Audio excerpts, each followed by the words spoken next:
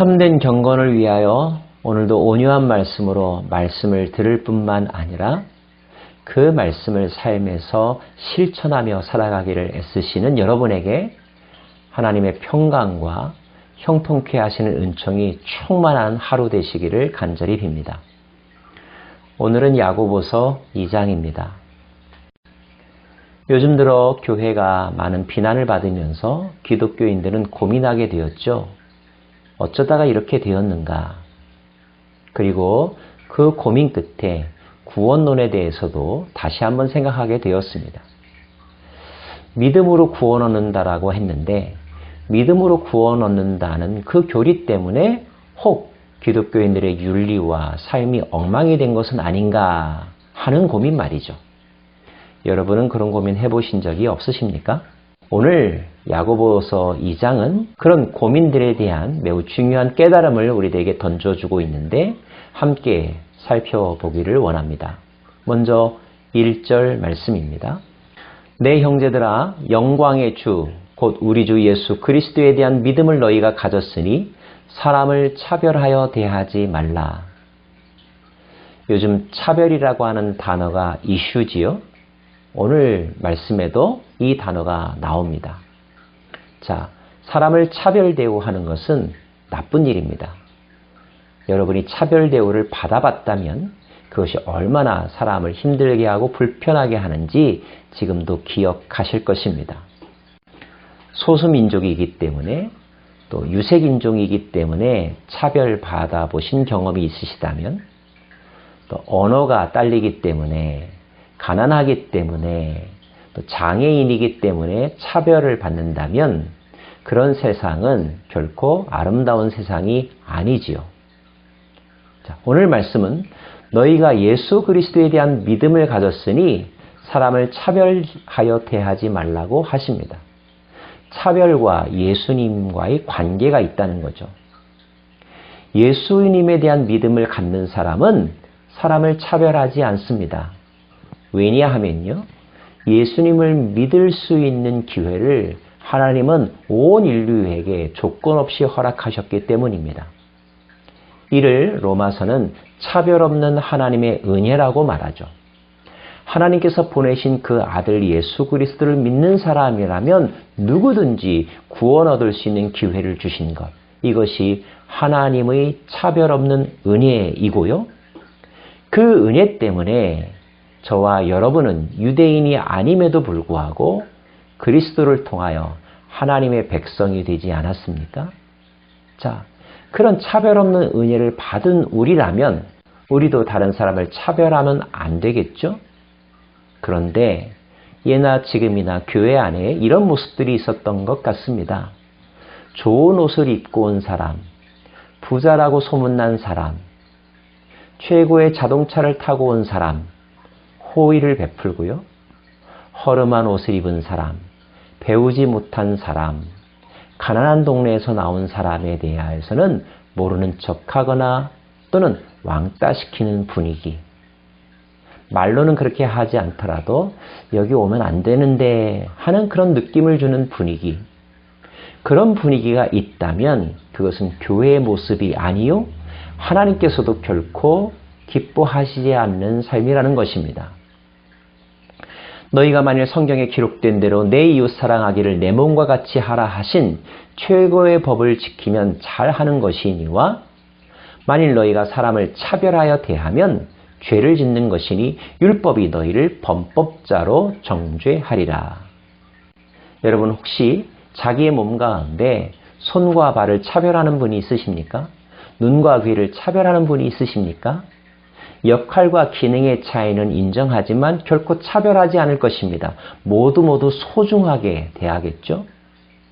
내 몸을 그렇게 사랑한다면 다른 사람도 그와 같이, 즉 차별 없이 사랑하고 대하여야 한다는 것입니다. 만약에 그렇게 하지 않는다면 이것은 율법을 어기는 것이라. 예수님께서 율법을 두 가지로 요약해 주지 않으셨습니까? 마음을 다하고 뜻을 다하고 힘을 다하여 주 여호와 너의 하나님을 사랑하라. 이것이 첫째 계명이라고 하셨고요. 내 이웃을 내 몸과 같이 사랑하라. 이것이 둘째 계명이라고 하셨습니다. 그러므로 누군가를 차별하는 것은 율법의 핵심 원리와 규정을 어기는 것, 즉 범죄함이 되는 것이라고 오늘 말씀은 분명하게 가르쳐주고 있습니다. 혹여나 교회에 나오는 사람들 가운데 여러분 마음 가운데 겉으로 말은 하지 않지만 속으로 어떤 편견이나 또는 차별하는 마음들이 있다면 오늘 그러한 악한 생각, 죄악된 생각을 성령의 불로 태워 소멸시키실 수 있기를 바랍니다.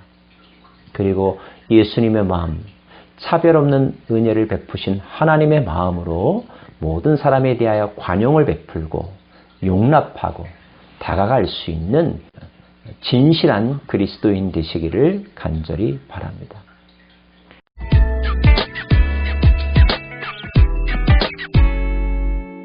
만약에 우리가 살아가면서 나에게 피해를 끼치거나 나를 해롭게 하는 사람 만날 수 있겠죠. 또 믿음이 연약하거나 능력이 없어서 다른 사람을 번거롭게 하는 일을 만날 수도 있을 것입니다. 그런 사람들에 대한 올바른 성경적 태도는 무엇입니까? 믿음이 강한 자는 믿음이 연약한 자를 감당하라고 했습니다. 도와주라고 했습니다. 긍휼과 선행을 베풀라고 말씀하십니다. 오늘 말씀은 긍휼을 행하지 아니하는 자에게는 긍휼 없는 심판이 있으리라. 만약에 우리가 누군가에게 긍휼을 베푼다면 하나님도 우리에게 더 큰 긍휼을 베풀어 주실 것이라는 것. 우리가 누군가에게 인색하게 대한다면 하나님은 기억하셨다가 우리가 한 것과 똑같이 당하게 하실 수 있는 분이라는 것. 이것이 야고보 사도가 우리에게 상기시키는 중요한 교훈입니다. 그런데 사실 우리가 이 긍휼과 용서, 선행이라는 것에 대해서 들어보지 않았거나 모르는 사람은 없을 거예요. 그리고 우리가 입으로 말하기도 하죠. 문제는 말로만 할 뿐 그것을 직접 하지 않을 때입니다. 물론 우리의 고민이기도 하고요. 자, 야고보서도 그런 사람들을 오늘 예를 듭니다. 만일 형제나 자매가 헐벗고 일용할 양식이 없는데 너희 중에 누구든지 그에게 이르되 평안히 가라, 덥게 하라, 배부르게 하라 하며 그 몸에 쓸 것을 주지 아니하면 무슨 유익이 있으리요? 그렇죠? 누가 할 줄 몰라서 못하나요? 안 되니까 지금 못하고 있는 거겠죠. 그런데 말로만 잘한다, 잘한다, 힘내, 힘내 한다면 그것이 힘든 상황 가운데 있는 그에게 어떤 유익이 있겠느냐 하는 것입니다. 그런 것을 요즘 말로 희망 고문이라고 하더라고요. 자, 그런 희망 고문 주는 그런 행위에 대하여 오늘 말씀은 행함이 없는 믿음은 그 자체가 죽은 것이라. 실천하지 않는 말, 행함이 없는 믿음은 아무 쓸모가 없다. 마치 사랑이 없다면 천사의 말조차 울리는 꽹과리에 지나지 않는다라고 말했던 사도 바울의 메시지처럼 행함이 없는 믿음의 고백이라면 아무런 유익이 없다라고 야고보 사도는 강조하고 있는 것입니다. 어떻게 우리의 믿음이 행함이 없을 수 있을까? 믿음하면 우리가 떠오르는 한 인물이 있죠. 바로 아브라함입니다. 창세기 15장에서 아브라함이 하나님을 믿으니 하나님이 그를 의롭게 여기셨다라고 하는 말씀이 있고요. 이로부터 이신칭의라고 하는 단어가 만들어졌죠. 자, 그런데 오늘 말씀 아브라함의 예를 들면서 우리 조상 아브라함이 그 아들 이삭을 제단에 바칠 때에 행함으로 의롭다 하심을 받은 것이 아니냐 이런 말씀이 있습니다. 우리가 기왕에 알고 있는 것과 좀 다른 표현이죠. 아브라함이 이삭을 바친 것 때문에 의롭다함을 받았다는 뜻인가? 자, 여러분 이 고민에 대한 올바른 해답은 무엇일까요? 그 다음 말씀을 우리는 잘 읽어봐야 됩니다. 내가 보거니와 믿음이 그의 행함과 함께 일하고 행함으로 믿음이 온전하게 되었느니라. 이에 성경에 이른바 아브라함이 하나님을 믿으니 이것을 의로 여기셨다는 말씀이 이루어졌고 그는 하나님의 벗이라 칭함을 받았나니. 믿음과 행함의 관계를 오늘 야고보는 분명하게 설명해 주고 있습니다. 믿음은 행함과 함께 일하고 행함이 믿음을 온전케 하는 것이다. 아브라함이 하나님을 믿었죠. 그래서 하나님이 그를 의롭게 여기셨습니다. 그런데 그 믿음이 어떻게 이루어졌습니까? 완전하게 되었습니까?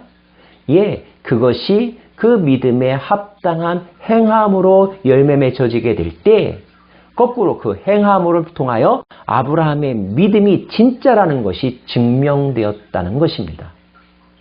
우리는 믿음으로 구원 얻습니까? 행함으로 구원 얻습니까?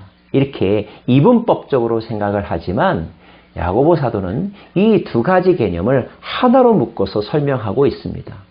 믿음과 행함은 마치 동전의 앞뒷면과 같은 것이다. 믿음은 행함과 함께 일하고 행함은 믿음을 온전케 하는 것이다.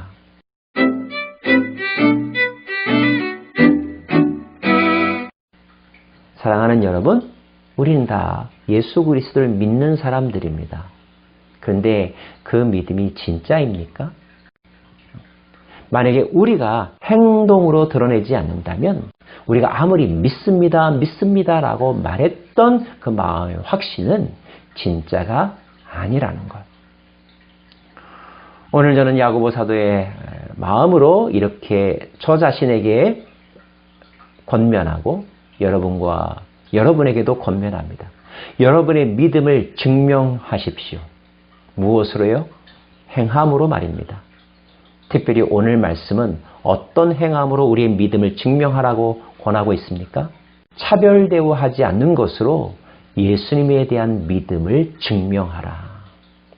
왜냐하면 우리가 믿는 예수님은 사람을 차별하는 분이 아니셨기 때문입니다.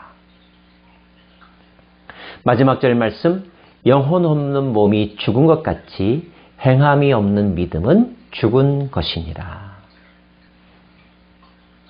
저와 여러분의 믿음이 살아있는 믿음, 강한 믿음, 큰 믿음이기를 간절히 소망합니다. 기도하겠습니다. 오 하나님, 주 예수를 믿는 사람은 사람을 차별하지 않습니다. 주 예수를 믿는 사람은 긍휼을 베풀 줄 압니다. 주 예수를 믿는 사람은 시련을 당하여도 기뻐합니다. 이것이 진정한 믿음의 특징인 것을 다시 한번 기억하면서 우리의 삶이 우리의 내면적 믿음과 일치하는 저희들 되게 하여 주옵소서. 예수님 이름으로 기도합니다. 아멘.